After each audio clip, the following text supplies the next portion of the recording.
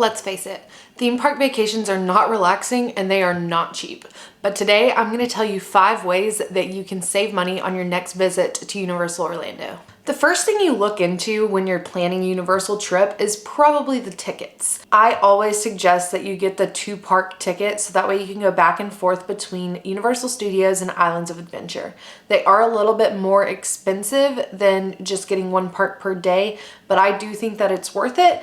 But if you want to save a little bit of money, you could just do 1 park per day. When you're looking into those tickets, make sure that you are looking on the Universal website and looking at package deals and special offers. Right now, Universal's been running a special offer where you can buy 2 days of tickets and get 2 days for free. So you'll get 4 days of tickets for the price of 2. You can also look at bundling your tickets into a package with your on-site hotel and save a little bit of money that way. Just make sure that when you're buying your tickets, you do that ahead of time because the closer it gets to your park days, the more expensive your tickets are going to get. That is also true for express passes.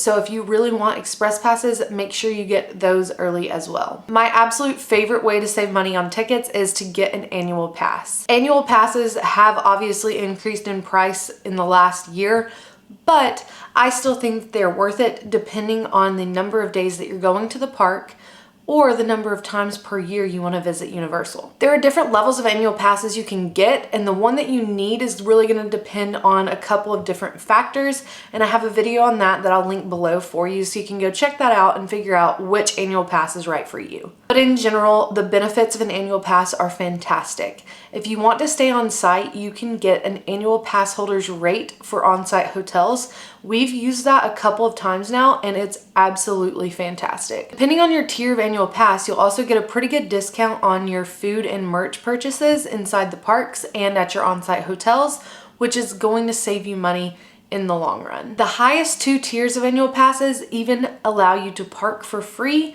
So if you're not staying on site or if you just prefer to drive to the parks, you're able to park for free instead of paying $27 just to park. The highest tier includes valet, which is an amazing perk. And that highest tier is also going to include express passes after 4 p.m. And if you're going to get express passes, to be honest, you really need to look into an annual pass because express passes can get so expensive, and the highest tier annual pass is a great way to save you money. The next tip is kind of obvious, but going during a less busy season is a great way to save money. The tickets and the hotels are going to get more and more expensive as the parks get more and more crowded. So anytime there's a break from school, you're going to have to bet that the parks are going to be crowded, the tickets are going to be expensive, and it's going to be very hard to find a hotel that's affordable. January and February are pretty good times to go other than the couple of holidays that you have in there. And then March through April are really, really tough because of all the spring breaks.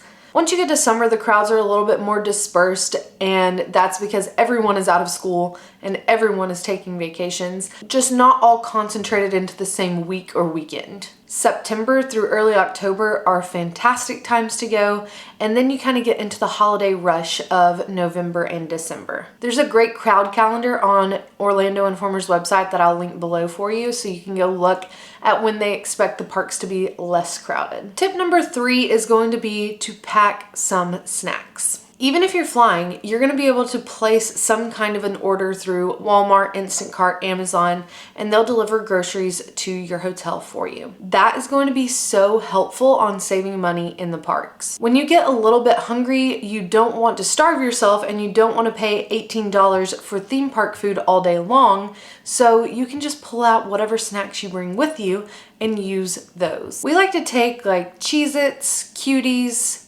trail mix, anything like that that's individually packaged and can easily be thrown in your park bag. Uncrustables are also a great idea, especially if you have kids. If I'm being honest, Universal Orlando is kind of harder to eat in than like Disney World, so especially for kids, having those snacks is a serious lifesaver. Tip number 4 is also a food tip for saving money in the parks, and that would be to eat at City Walk or to split some of your meals in the park. Especially if you bring your own snacks, you'll be able to split a lot of the bigger meals at even the quick service locations. When we go to quick service locations in the parks, like Burger Digs or Fire Eaters, we really like to get one combo and then one side item, and that's plenty for us to split. For example, a combo might be like $15 and a side item might be like $5. So for $20, you get a whole meal between the two of you, and usually it's plenty of food. But if it's not, we always have those snacks to fall back on. There are also places like Moe's and Panda Express at City Walk where you can walk out of Islands of Adventure or walk out of Universal Studios,